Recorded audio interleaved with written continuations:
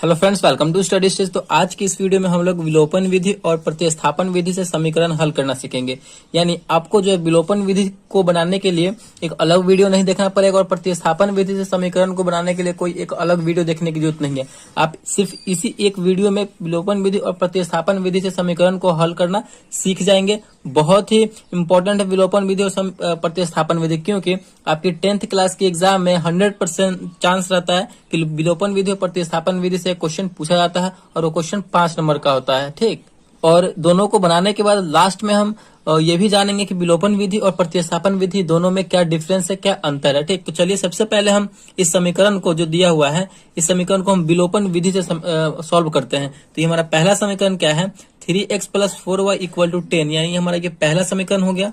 और ये दूसरा समीकरण है 2x - 2y = 2, यानी हमारा ये दूसरा समीकरण हो गया। और इस समीकरण को जो है हम किस विधि से बनाएंगे, तो विलोपन विधि से बनाएंगे। तो चलिए समझते हैं कि विलोपन विधि में हमें क्या करना होता है। देखिए, विलोपन विधि में जो है आपको कोई एक पद यानी एक टर्म जो है कैंसिल करना होता है। जैसे कि यहाँ पे दो वेरिएबल दिया गया, एक x वाला है और एक y वाला है, दो वेरिएबल है। तो किसी एक वेरिएबल को आपको यहाँ से लुप्त करना रहता है। विलोपन का मतलब क्या है, विलोपन कर देना यानी छुपा देना।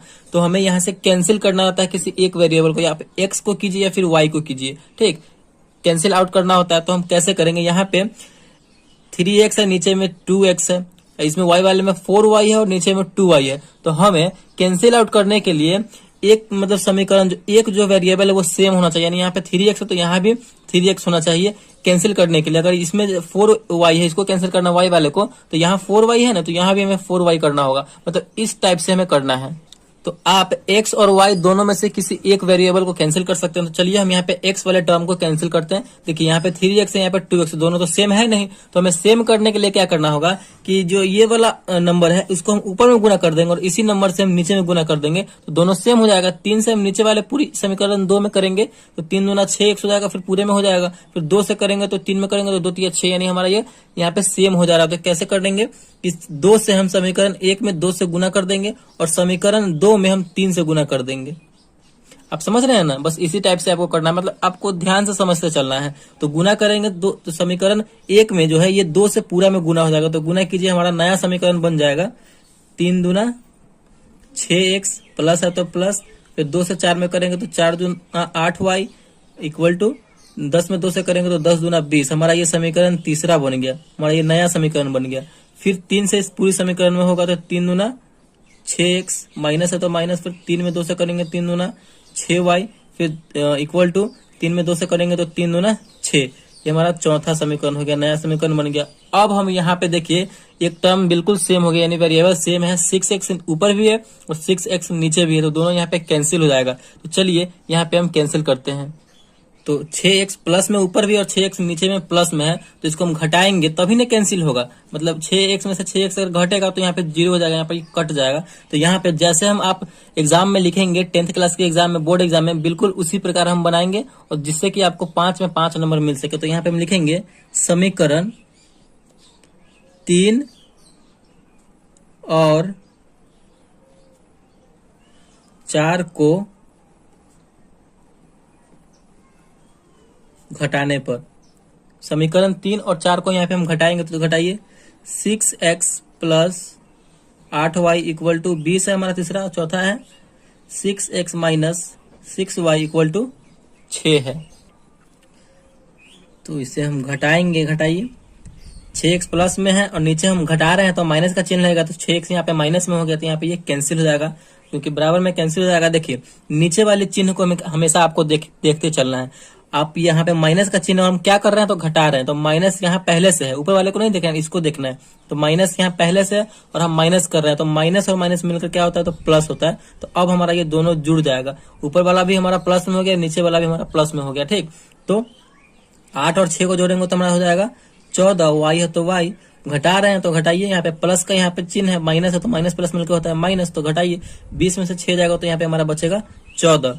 तो y बराबर, y के वैल्यू निकालने के लिए क्या करना होगा, y को अकेला रखना होगा। तो y बराबर 14 तो अपने जगह पे है। अब 14 को गुना में है, बराबर को उधर जाएगा तो भाग में आ जाएगा, तो बट्टे में 14, 14/14 यानी 1।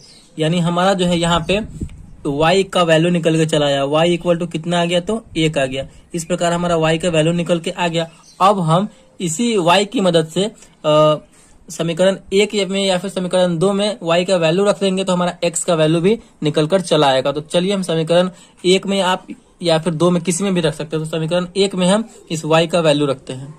तो चलिए हम समीकरण 1 में एक y का वैल्यू रखते हैं। y का हमारा मान निकल के आया है। तो यहाँ पे हम कैसे लिखेंगे, बजाबते से लिखेंगे समीकरण 1 में y का मान रखने पर। अगर आप इस प्रकार लिख के बनाएंगे तो बोर्ड में आपको बहुत ही अच्छे नंबर प्राप्त होंगे रखने पर।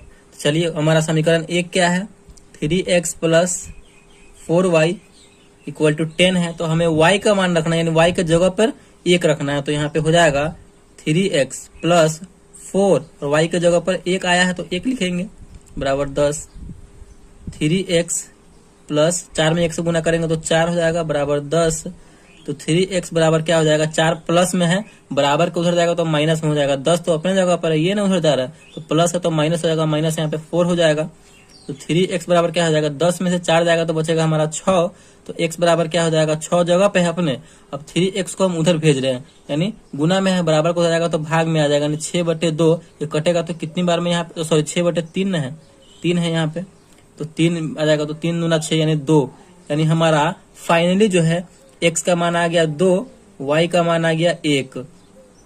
तो विलोपन विधि से जो है फाइनली हमारा आंसर कितना आ चुका है, तो x बराबर 2 और y बराबर 1 हमारा फाइनल आंसर आ चुका है यहाँ पे। तो आई होप आपको विलोपन विधि बहुत अच्छे तरीके से समझ में आ गया होगा। तो हमें विलोपन विधि में करना क्या होता है कि आपको एक टर्म को, यानी एक वेरिएबल को आप x को कैंसिल आउट कर सकते हैं या फिर y को कैंसिल आउट कर सकते हैं। अगर हमें y को करना होता तो यहाँ पे हम क्या करते कि इसमें y वाले में, ऊपर वाले में 2 से गुना कर देते तो ये मिलकर हो जाता 4 दूना 8, और नीचे वाले समीकरण 2 में हम 4 से गुना कर देते, तो 2 में 4 से करते तो 8, हमारा ये दोनों बराबर हो जाता 8, तो इसको हम कैंसिल आउट कर सकते थे। आप x को कर सकते हैं या फिर y को कर सकते हैं। तो यही करना होता है हमें विलोपन विधि, यानी एक को विलुप्त करना होता है, छुपाना होता है। इसका नाम एलिमिनेशन मेथड है या फिर लुप्तीकरण विधि भी है। तो आई होप आपको विलोपन विधि से समीकरण को सॉल्व करना आ गया होगा। चलिए अब हम समझते हैं यहाँ पे प्रतिस्थापन विधि से समीकरण को हल करना। तो इसी क्वेश्चन को जो है हम प्रतिस्थापन विधि से सॉल्व करेंगे। 3x प्लस 4y बराबर 10 और 2x माइनस 2y बराबर 2। तो इसी समीकरण को हम प्रतिस्थापन विधि से सॉल्व करके देखते हैं कि हमारा वो वैल्यू सेम आता है कि नहीं x और y का। तो चलिए सॉल्व करते हैं। तो हमारा पे वही समीकरण है जिस समीकरण से हमने विलोपन विधि से सॉल्व किया है इसको। तो चलिए इसी समीकरण को प्रतिस्थापन विधि से सॉल्व करते हैं। 3x प्लस 4y बराबर 10 यानी समीकरण 1 हो गया। 2x माइनस 2y बराबर 2 यानी हमारा समीकरण 2 हो गया। तो विलोपन विधि में हमारा क्या था कि एक पद को हमें कैंसिल आउट करना होता था, यानी छुपाना होता था, ठीक। लेकिन प्रतिस्थापन विधि में वैसा नहीं है। प्रतिस्थापन विधि में क्या है कि हमें कोई एक पद, यानी कोई एक वेरिएबल का जो मान निकाल करके उस दूसरे वाले इक्वेशन में रखना है। जैसे कि अगर हम इस समीकरण 1 का जो है x का वैल्यू निकालते हैं तो इसी x के वैल्यू को हमें समीकरण 2 में प्रतिस्थापित करना है, वही हमारा प्रतिस्थापन विधि हुआ, ठीक। अगर आप y का निकालते हैं समीकरण 1 की मदद से तो इसी y का वैल्यू जो है जो निकाल के आएगा वही हमें समीकरण 2 में प्रतिस्थापित करना यानी रखना है, वही हमारा प्रतिस्थापन विधि हो गया। इंग्लिश में अगर हम बात करें तो इसे सब्स्टिट्यूशन मेथड हम कहते हैं। तो चलिए हम प्रतिस्थापन विधि से इस समीकरण को भी समझते हैं। तो चलिए आप जो है किसी एक का वैल्यू निकाल सकते हैं, x का या फिर y का। तो चलिए हम x का ही निकालते हैं। तो यहाँ पे हम समीकरण 1 को ले रहे हैं, तो यहाँ पे हम क्या लिखेंगे, समीकरण 1 से समीकरण 1 को लिए हैं। तो समीकरण 1 क्या है हमारा, 3x plus 4y equal to 10 है। अब इसी में से हम x का वैल्यू निकाल रहे हैं तो क्या करना होगा, हमें इस टर्म को अकेला छोड़ना होगा। तो 3x बराबर क्या हो जाएगा, हम 4y को उधर भेज रहे हैं तो 10 तो अपने जगह पे है, हम उसको भेज रहे हैं उधर, तो ये प्लस में है, उधर जाएगा तो माइनस में हो जाएगा 10 माइनस 4y। तो x का वैल्यू निकालने के लिए x को अकेला रखना होगा, तो 3 गुना में है, बराबर को उधर जाएगा तो भाग में हो जाएगा, तो हो जाएगा हमारा 10 माइनस 4y बटे में 3 आ जाएगा, ठीक। अब हमारा यहाँ पे x का वैल्यू यहाँ पे ये निकल के चला आया। अब इसी x के वैल्यू को हम समीकरण 2 में x के जगह पर पुट कर देंगे। तो हमें क्या लिखना होगा आगे, तो हमें यहाँ पे लिखना होगा समीकरण 2 में x का मान रखने पर। समीकरण 2 में हम इस x का मान रखेंगे। तो चलिए समीकरण 2 हमारा क्या है, 2x minus 2y equal to 2 है। अब इसी x के जगह पे हम ये वाला वैल्यू रखेंगे, ठीक, ये वाला मान रखेंगे। तो रखिए यहाँ पे हम रखेंगे तो क्या हो जाएगा, 2x के जगह पर रखेंगे ये हमारा 10 माइनस 4y बटे में 3 माइनस 2y बराबर 2।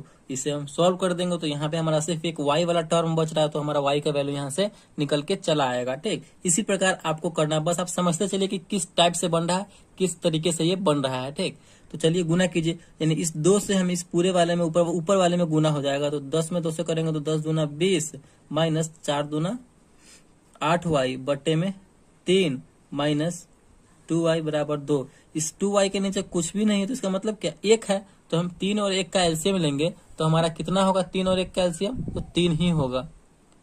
तो 3 1 का एलसीएम हो जाएगा हमारा 3, 3 से 3 कैंसिल हो जाएगा एक बार में, तो 20 माइनस 3 से 3 एक बार में कैंसिल होगा तो 8 कम 8 यानी 8y माइनस 3 दूना 6y बराबर 2।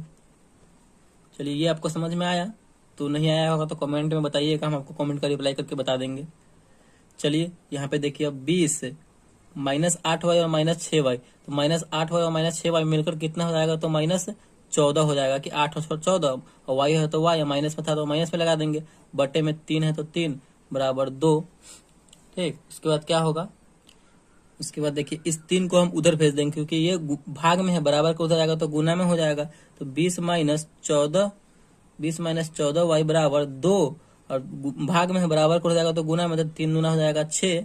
तो यहाँ पे हम y का वैल्यू अब आराम से निकाल लेंगे, तो माइनस 14 y बराबर इस संख्या वाले को संख्या वाले के साथ रखेंगे तो 20 इधर है, प्लस में है बराबर को हो जाएगा, तो माइनस में 6 अपने जगह पे है तो माइनस 20 हो जाएगा। तो यहाँ पे देखिए माइनस 14y बराबर क्या हो जाएगा, माइनस 14, क्योंकि 6 में से 20 घटे, कम में से ज्यादा घट रहा है तो यहाँ पे माइनस में आंसर आएगा। तो माइनस इधर भी है माइनस इधर भी है, बराबर के दोनों ओर माइनस है तो माइनस माइनस कैंसिल हो जाएगा। तो यहाँ से हमारा y का वैल्यू निकल के चला आएगा, y बराबर, y का वैल्यू निकालने के लिए मैं y को अकेला रखना होगा, तो 14y है तो y बराबर क्या हो जाएगा, 14 तो अपने जगह पर, इस 14 गुना में लगा हुआ है, बराबर के हो जाएगा तो भाग में हो जाएगा, 14 बटे 14 कितनी बार में कटेगा, 14 से भाग देंगे तो एक बार में कटेगा। तो यहाँ पे हमारा फाइनली जो है y का मान निकल के चला आया।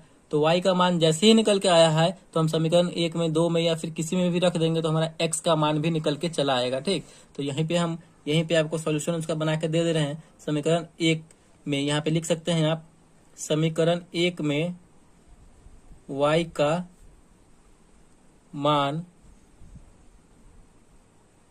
रखने पर, तो समीकरण 1 में हम y का मान रखें, समीकरण 1 है हमारा 3x प्लस 4y बराबर 10। आप किसी में भी रख सकते हैं, 1 में भी रख सकते हैं, 2 में भी रख सकते हैं। तो चलिए 3x प्लस 4, y की जगह पे क्या रखेंगे, 1 रखेंगे क्योंकि y का मान हमारा 1 आया है, इक्वल टू 10। 3x बराबर क्या हो जाएगा, देखिए 3x बराबर हम उसको देखिए इस संख्या में 4 में 1 से गुना करेंगे तो 4 हो जाएगा, तो ये संख्या वाला इधर है और संख्या वाला भी इधर, तो संख्या वाला को संख्या वाले के साथ रखेंगे, 4 उधर चला जाएगा तो 10, और माइनस में 4 हो जाएगा क्योंकि ये प्लस में है, बराबर को उधर जाएगा तो माइनस में। तो x बराबर क्या हो जाएगा, x का मान निकालने के लिए x को अकेला रखना होगा, तो 3 को हम उधर भेज देंगे, 10 में से 4 गया तो 6, और बट्टे में यहाँ पे भाग में चला जाएगा क्योंकि यहाँ पे जो है 3 गुना में लगा हुआ है, बराबर को उधर जाएगा तो भाग में हो जाएगा, तो 6 में 3 से भाग दे देंगे, तो यहाँ पे हमारा कट के आ जाएगा 6 बटे 3 यानी 2। फाइनली जो है हमारा x बराबर हो जाएगा 2 और y बराबर हो जाएगा 1, यानी हमारा यहाँ पे प्रतिस्थापन विधि से भी हमारा वही वैल्यू आया, x बराबर 2 और y बराबर 1, और विलोपन विधि से भी हमारा वही मान आया था, x बराबर 2 और y बराबर 1। तो इसी तरीके से हम विलोपन विधि और प्रतिस्थापन विधि को सॉल्व करते हैं। अब समझते हैं कि विलोपन विधि और प्रतिस्थापन विधि में अंतर क्या है।